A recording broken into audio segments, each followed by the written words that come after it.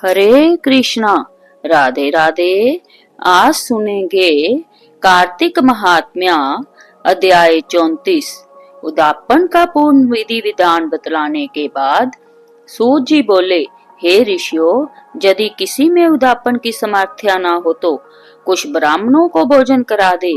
ब्राह्मण न मिले तो गाय, पिप्पल अथवा वट वृक्ष का पूजन करे, क्योंकि पिप्पल विष्णु का तथा वट शिव जी का रूप है। इसी प्रकार पलाश ब्रह्मा का रूप माना जाता है। जय सुनकर ऋषियों ने पूछा, हे सूत जी, ब्रह्मा विष्णु तथा शिव जी वृक्ष भाव को किस प्रकार प्राप्त हुए, जय बताने की कृपा करें। सूत जी ने कहा, हे ऋषियों, किसी समय शिव पार्वती एकांत में विराजमान थे कि उस समय देवताओं द्वारा भेजे गए अग्निदेव द्वारा उनके एकांतवास में विघ्न उपस्थित हुआ। इस पर पार्वती जी ने क्रोधित होकर देवताओं को श्राप दिया कि तुम वृक्ष रूप हो जाओ। तब विष्णु गया में जाकर पिप्पल और शिव काशी में अक्षयवट तथा ब्रह्मा जी पलाश रूप हो गए।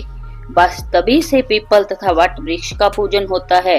तब ऋषियों ने पूछा कि शनिवार को पीपल का पूजन होता है मगर रविवार को नहीं, इसका क्या कारण है, कृपया करके बताइए। सूत जी ने कहा, हे ऋषियों, समुद्र मंथन के समय 14 रत्नों में से कौस्तुभ मणि तथा लक्ष्मी जी को प्राप्त करने के बाद विष्णु भगवान लक्ष्मी जी से विवाह करने को तैयार हुए। तब लक्ष्मी जी ने भगवान से कहा, मेरी बड़ी बहन दरिद्रा अविवाहित है, पहले उसका विवाह होना चाहिए। जय सुनकर भगवान विष्णु ने लक्ष्मी की बड़ी बहन उद्दालक ऋषि को सौंप दी।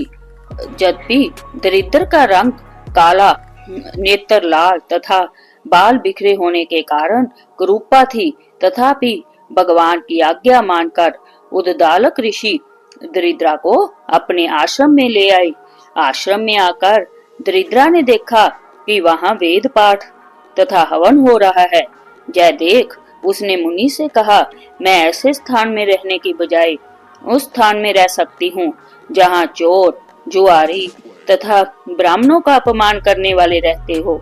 उसकी जय बात सुनकर उद्दालक ऋषि अत्यंत दुखी हुए और उसे वहीं छोड़कर और जय कहकर चले गए कि तुम्हारे लिए कोई उपयुक्त स्थान देखकर आता हूँ। ऋषि के जाने के बाद कुछ देर तक दरिद्रा ने उनकी प्रतीक्षा की। इसके बाद वह रोने और चिल्लाने लगी। तब लक्ष्मी जी ने भगवान से कहा, हे भगवान, ऋषि द्वारा त्याग दिए जाने के कारण बहन दरिद्रा अत्यंत दुखी हो रही है, अतएव आप जाकर पहले उसे शांत कीजिए। तब विष्णु भगवान लक्ष्मी जी सहित वहां आकर कहने लगे, तुम पिप्पल में निवास करो, पिप्पल हमारा ही अंश है। जो कोई कार्तिक की पूर्णिमा को पिप्पल का पूजन करेगा वह हमें प्राप्त होगा और उसके जहाँ लक्ष्मी का वास होगा। जो शनिवार को सूत लपेट कर तुम्हारा पूजन करेगा उसके समस्त मनोरथ सिद्ध होंगे, परंतु रविवार को जो तुम्हारा स्पर्श भी करेगा वह दरिद्री हो जाएगा। इतना कहकर भगवान लक्ष्मी जी सहित अंतर्ध्यान हो गए। सूत जी कहते हैं कि जो इस कथा को पढ़ता अथवा सुनता है उसे बद्रिका आश्रम यात्रा का पुण्य फल प्राप्त होता है। इति 34वां अध्याय समाप्तम। इति श्री विष्णवे नमः। जय श्री हरि विष्णु।